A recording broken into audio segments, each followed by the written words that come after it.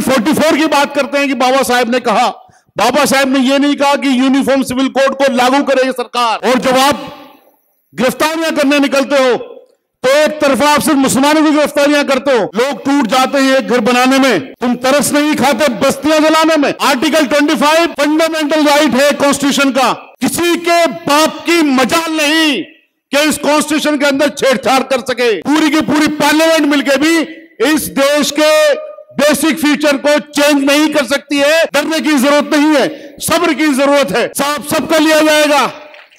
ये वक्त ना हमेशा एक सा रहा है, ना हमेशा एक सा रहेगा। सरकारें आती जाती रहती हैं।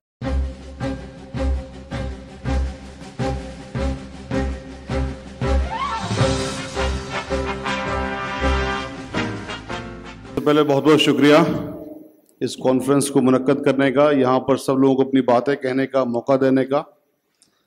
बल्कि मान साहब तो ये कह गए कि मुझे पार्लियामेंट में मौका नहीं मिलता, यहां मौका मिला है बात को कहने का।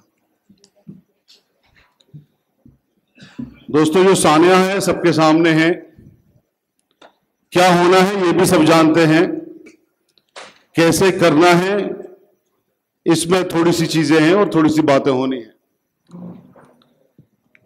मणिपुर भी हमारे सामने है और नूह भी हमारे सामने है। नूह में 250 घरों को 250 घर को तोड़ दिया गया, गैर कानूनी तरीके से को तोड़ दिया गया। और Punjab and Haryana high court का यह कहना कि वहां पर एथनिक क्लींजिंग हो रही है, यानी कि नस्ल कुशी हो रही है, क्या इससे बड़ी भी कोई बात रह गई है इस गवर्नमेंट को वहां से बर्खास्त करने के लिए? ऑनरेबल सुप्रीम कोर्ट ने एक ऑर्डर किया हुआ है कि जो भी कोई, चाहे वो कोई भी क्यों ना हो, अगर हेट स्पीच देता हो तो उसके खिलाफ वहां की सरकार मुकदमा कायम करे, वहां का प्रशासन मुकदमा कायम करे, वहां का जो एडमिनिस्ट्रेशन है फौरन मुकदमा कायम करे और उस आदमी को गिरफ्तार करे। टेलीविजन के ऊपर रात दिन धमकियां दी जा रही हैं विश्व हिंदू परिषद, बजरंग दल के लोगों के द्वारा और दूसरे लोगों के द्वारा कि हम इन सबको खत्म कर देंगे, हम इन सबको मार देंगे। कितने मुकदमे हुए उन टेलीविजन पैनलिस्ट के खिलाफ, कितने मुकदमे हुए उन टेलीविजन एंकर्स के खिलाफ जहां पर इस तरह की स्पीचेस दिलवाई जा रही हैं, लोगों को भड़काने वाली। जो लोग जगह जगह पर मीटिंगें कर रहे हैं, ट्रेनिंग कैंप चला रहे हैं, लोगों को उकसा रहे हैं, इंसाइट कर रहे हैं, कितने मुकदमे उनके ऊपर हुए। मौनू मानेसर वहां पर एक वीडियो निकालता है, भड़काऊ भाषण की वीडियो निकालता है, भड़काऊ स्टेटमेंट उसके अंदर होता है, लोगों को इंसाइट करता है, वहां पर लोगों को इंसाइट करता है कि लोग किसी तरह से कानून का उल्लंघन करें। क्या उसके खिलाफ कोई मुकदमा हुआ? क्यों नहीं उसको गिरफ्तार किया गया? क्यों आखिर उसके ऊपर संरक्षण है? और जब आप गिरफ्तारियां करने निकलते हो तो एक तरफा आप सिर्फ मुसलमानों की गिरफ्तारियां करते हो, गिरफ्तारियों से आपको चैन नहीं मिलता, तो फिर आप उनके घरों को तोड़ने के लिए लग जाते हो। बशीर वजीर साहब ने कहा, लोग टूट जाते हैं एक घर बनाने में, तुम तरस नहीं खाते बस्तियां जलाने में। बताइए मुझे यहां से, अभी यहां पर एक साहब और भी बोल रहे थे, कितने लोगों ने आवाज उठाई नूह के लिए। कहना बहुत आसान होता है, कितनी बार गए नूह की तरफ, कितनी बार गए मऊ की तरफ, कितनी बार गए मेवात की तरफ, कौन सी पिटीशन फाइल करी।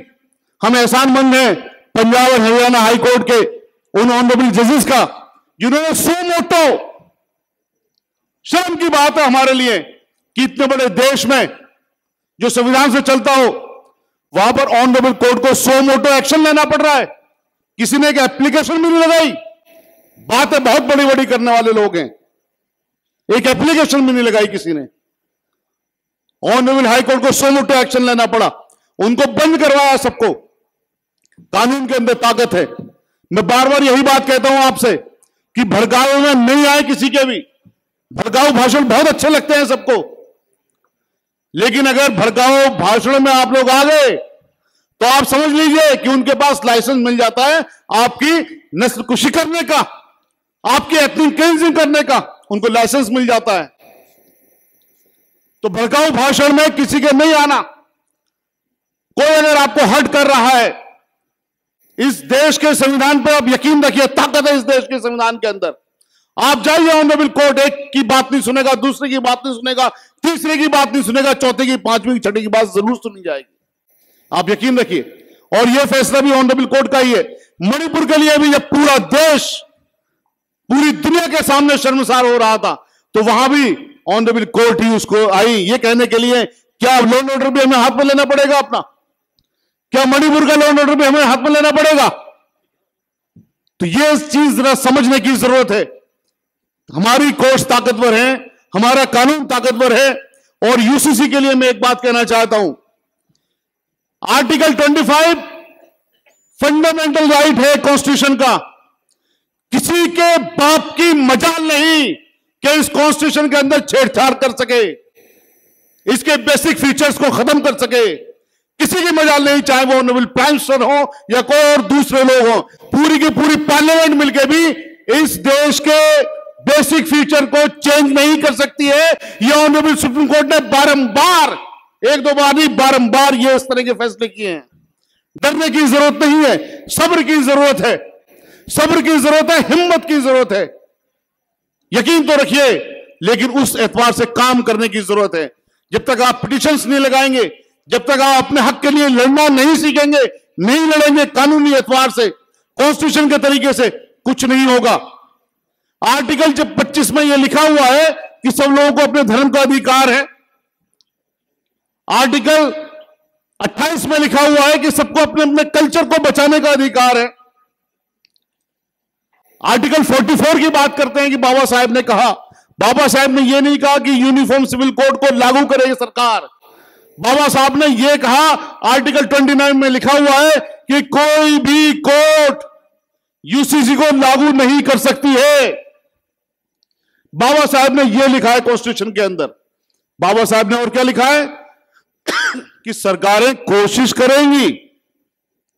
कोशिश कैसे होती है कि जब तक सब लोगों की कंसेंट शामिल नहीं हो जाए, जब तक सब लोगों की मर्जी शामिल नहीं हो जाए, कोई यूसीसी देश के अंदर नहीं लाया जा सकता, किसी भी कीमत पर नहीं लाया जा सकता। तो आप लोग यकीन रखिए, इनसे डरने की जरूरत नहीं है, इनके बहकावे में आने की जरूरत नहीं है। यही तो चाहते हैं ये, यही तो इनका ईंधन है। क्या ये सब गोलियां मारिए, आइए सब निकल के ये कर लीजिए, वो कर लीजिए, यही चाहते हैं ये लोग, ताकि इन लोगों को लाइसेंस मिल जाए। पहचानिए इन गद्दारों को भी, पहचानिए इन गद्दारों को जो इस तरह की बातें करते हैं।